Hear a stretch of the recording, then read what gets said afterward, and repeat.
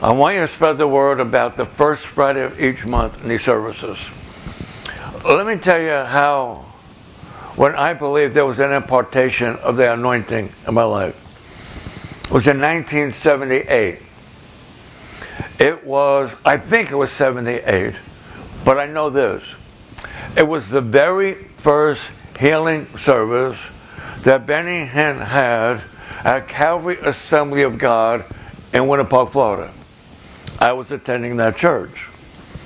Roy Harlan was the pastor. And Roy Harlan came out on a Sunday night and he said, I know you expected me to preach on the book of Revelations tonight, but we have a young man here from Canada, has a healing anointing.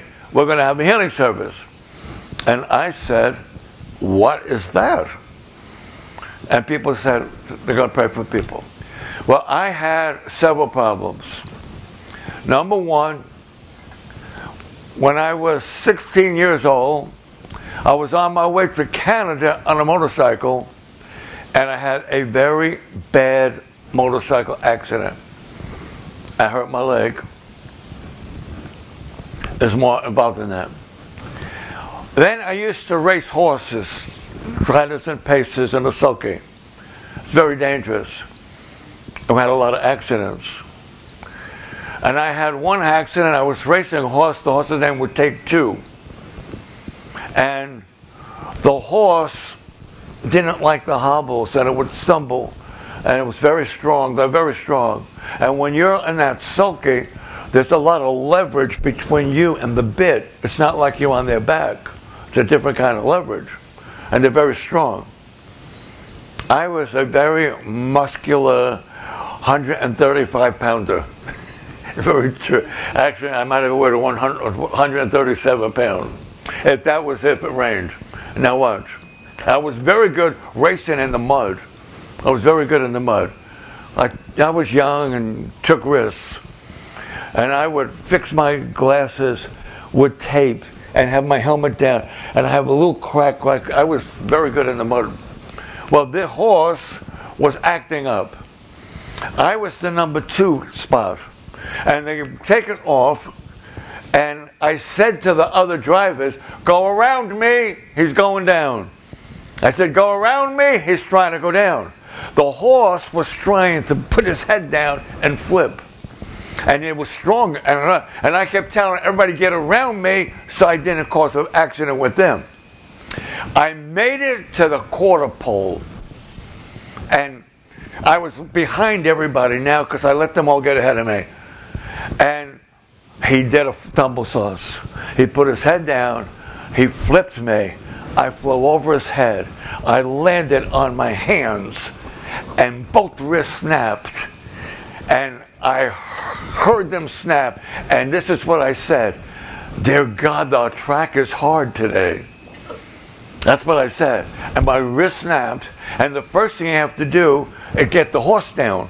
Because they got the sulking on, they got all these straps and the harness and everything. So you got to get up and sit on the horse's head, because so goes the head, so goes the body.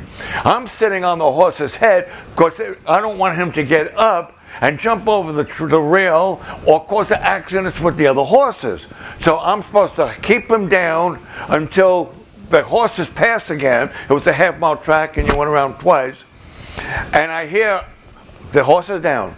I'm on his head. And I hear the announcer say, gentlemen, go wide. There's a horse down on the far turn. Gentlemen, go wide. There's a horse. And I know somebody ain't hearing the announcer because he kept repeating it. Gentlemen, go wide. There's a horse down on the far turn. And you know what you're like?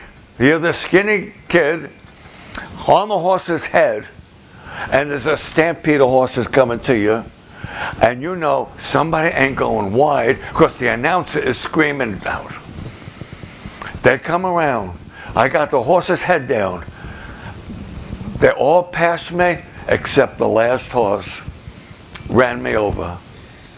Broke my ribs. Now I got broken wrist, broken ribs, And I was young. Took a little bit more risk then. And I didn't want other people to ride the horses I was supposed to ride, because you could lose the horses and you lose a lot of money. The owners would take the horse from you and give it to somebody else. So every month I got paid for taking care of the horse, and then I got 10% of the winnings for being the trainer, and another 10% of the winnings for being the driver. And I didn't want to lose that. So I would wear long sleeves, and I did something foolish. I cut the cast down so my fingers would stick out. And I would race the horses like this so the judges couldn't see the cast. And the result of it was my wrist got calcified. So I had my wrist, calcium built up. I had gout in my shoulder. I had rheumatoid arthritis. I had a bad leg from a motorcycle accident, and the other leg was hurt because I walked through a great glass door. I was making a training schedule at my mother's house in the basement for the horses, so we could put it on there, and when the grooms would come and they would know this horse jogs and this, well, how to train the horses, a schedule for training. I was making that board. My mother, Deborah, was like you. The house was spotless. When she cleaned the glass, you didn't know there was glass there. It was that clean. House was spotless. Upstairs and downstairs. Well, downstairs we had a recreation room, and we had a patio, and we had a bocce ballina court back there. We used to play bocce ball. And all the Italians used to come and fight with one another about it. All right, so now watch. We're making this board. My father and the family sitting at the table. We got the board. I needed to get a scissors. I went into the downstairs kitchen. I got a scissors. I bring it out. Boom! Something stopped me. There was a shield there. I didn't know that when I went out the door, my mother said, "Who left the door open?" And she closed it. Well, when I came back out, I couldn't tell there was a door. It was open. So I walked back out and I hit the door. My nose. Did you ever get hit in the nose? No? Well, you look like it. But hit in the nose. And I was like dizzy. And this is what happened. I was like, I could see my father and family at the table, and I felt like there was a force stopping me from getting to them. So you know what I did? I punched it. I punched the glass door, and it shattered. And a big piece came down and fell on my leg and stuck in my leg. My clothes were shredded. I had my hands like this. My brother-in-law was very strong. My father was very strong. And they were trying to pull my arms down. I didn't want them to see my face because I'm sure it was shredded. Because my clothes, and there was blood all over the place. Then father takes me to the mirror. "John, look, look, look. Look, there's nothing wrong with your face." And pulls my arms down. Looks at my leg. They put me in the car. We're doing 110 miles an hour through city streets. My father said, "I knew you were hurting because you looked at me and said, 'Dad, can you go any faster?'" He said I was doing over 100 miles through city streets. And I said, "Can you go any faster?" We get to the hospital. And I'm laying on the stretcher bed there in the emergency room. And the nurse looks at it. "Oh." And then she said, "Do you want to look?" And my father said, "Don't look." My leg was cut wide open. You could see right down through it. My father said, "Don't look." Now, I'm a skinny, macho kid. I'm brave. I'll look. It was disgusting. So one leg is messed up from the motorcycle, the other from the door. My body's messed up, and I would be racing. I had horses all over the place. I would have horses at Pompano. Are we in Florida? I would have horses at Pompano. We rented a ranch called the Trade Winds. It's a park now. And I would be racing in Florida and 78 degrees at night. The next day, take a plane and race in Pennsylvania, Newark, New Jersey, in freezing weather. And it really took a toll on my body.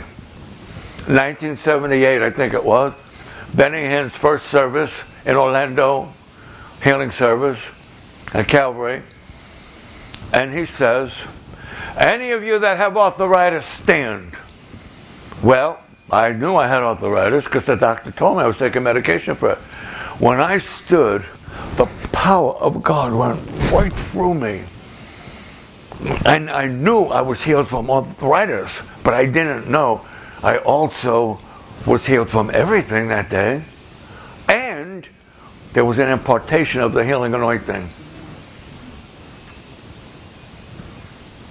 And so people are going to get healed tonight, people watching, and don't miss these first Friday of the month services for physical healing, emotional, and one more, deliverance.